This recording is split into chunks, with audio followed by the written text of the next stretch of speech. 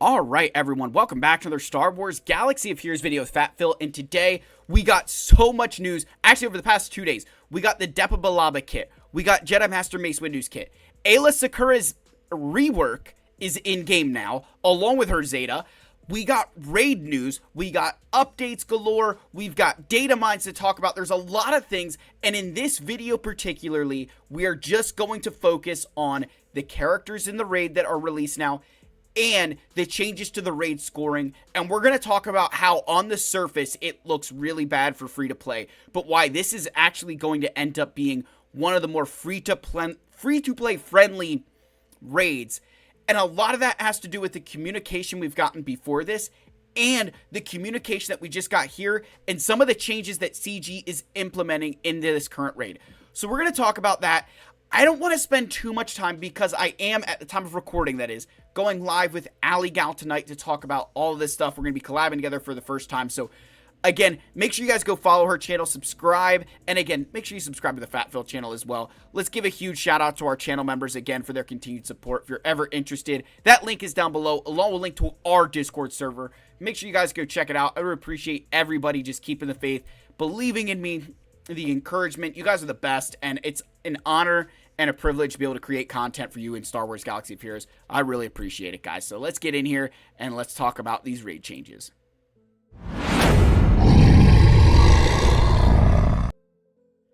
All right, so we're just going to switch right over to the screen capture here. So this is directly from the forum post here from Meathead Order 66. And, you know, they have the whole, hey, here's the allowed characters. Pirates will be announced in an upcoming pirate era post. Now, the first thing you'll see is that it's all pirates. And I want to flip back to the game because all pirates encompasses pirates that are in the game now, right? Notice that it's not just calling out particular ones. So that means Hondo, Sana, and Enfys Nest are all going to be allowed in this raid. Remember, Hondo and Sana were both sold as part of the Afra Lightspeed bundle. I think Enfys Nest, I do not know if she's been a part of one or not. I'd be very curious if she is, but a very easy character to gear up all the same. Like, she's a very easy character to gear up. I'm not going to pretend she isn't pre-Kyrotech.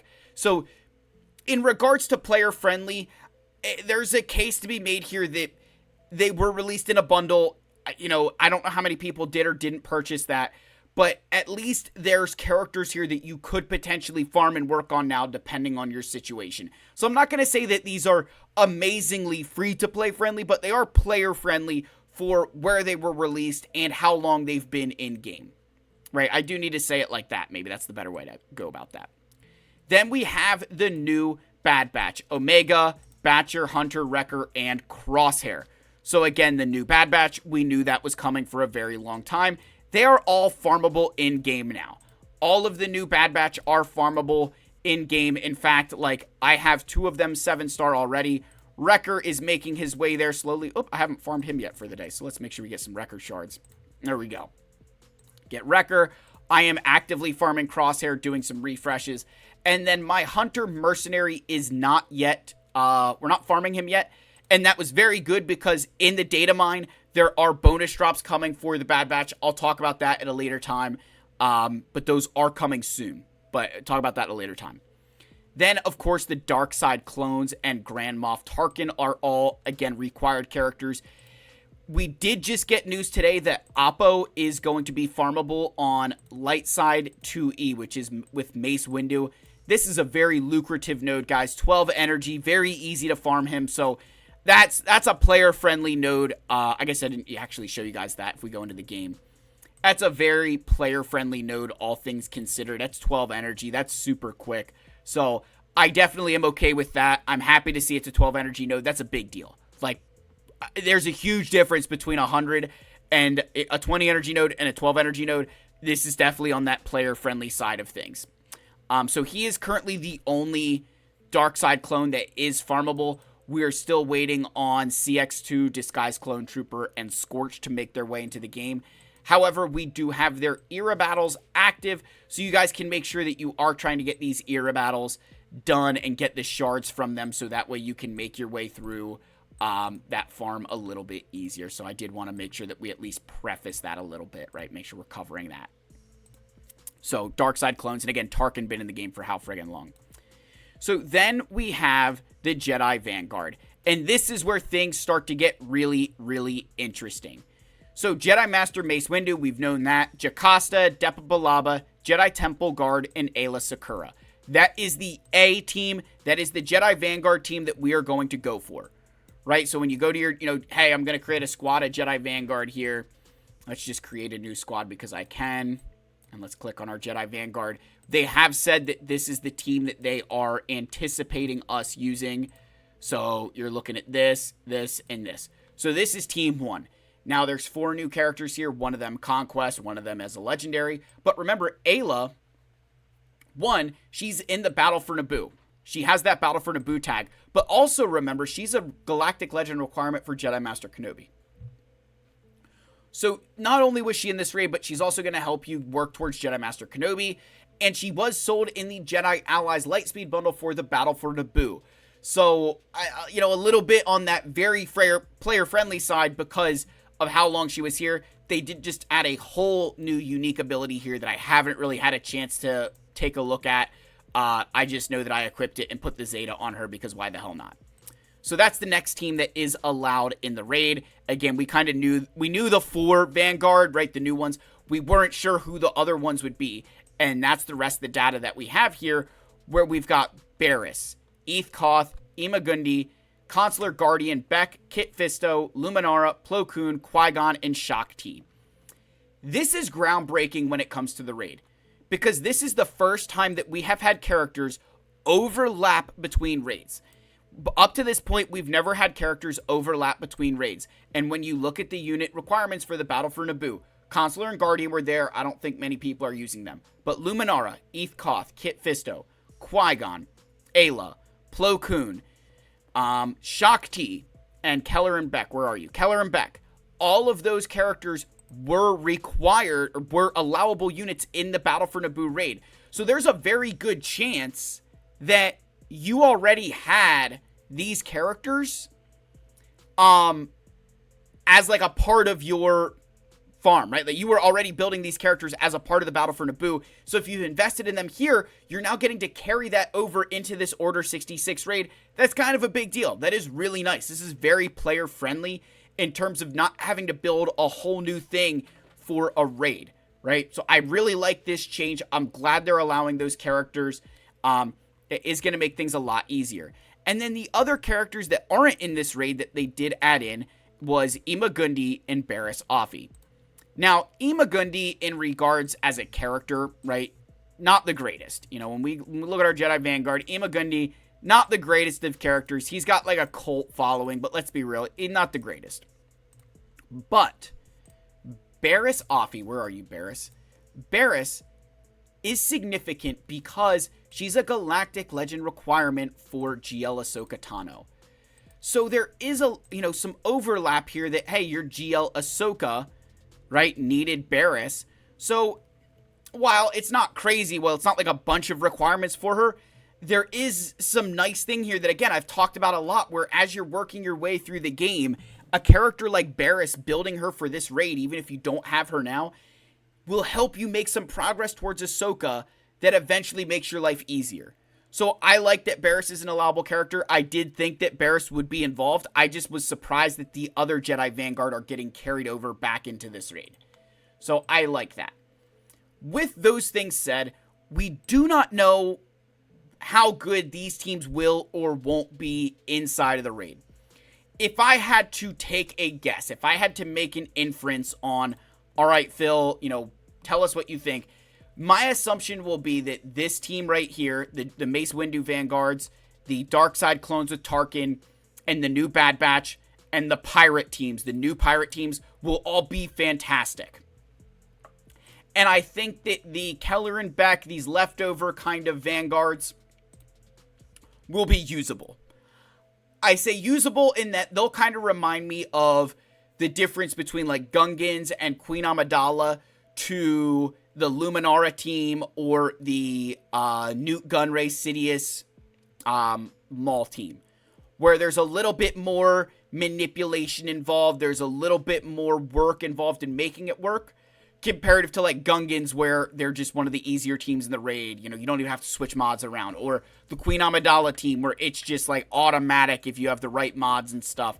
That's kind of where I think this Vanguard, the older one, will fit into. That it's going to require a bit more work, maybe some remodding, but still very potentially a good team. I do not think that they're going to make any of these teams a challenge to be like, oh my gosh, they're not going to score any points. I do believe they learned their lesson with Battle for Naboo, where they made those changes, and I feel that's going to be the case here, because what they did say is, number one, again, it's going to be roughly about a year. Subject to change, but roughly a year.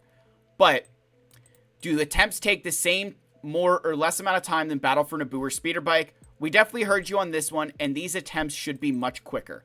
So that's the next part here that I want to mention.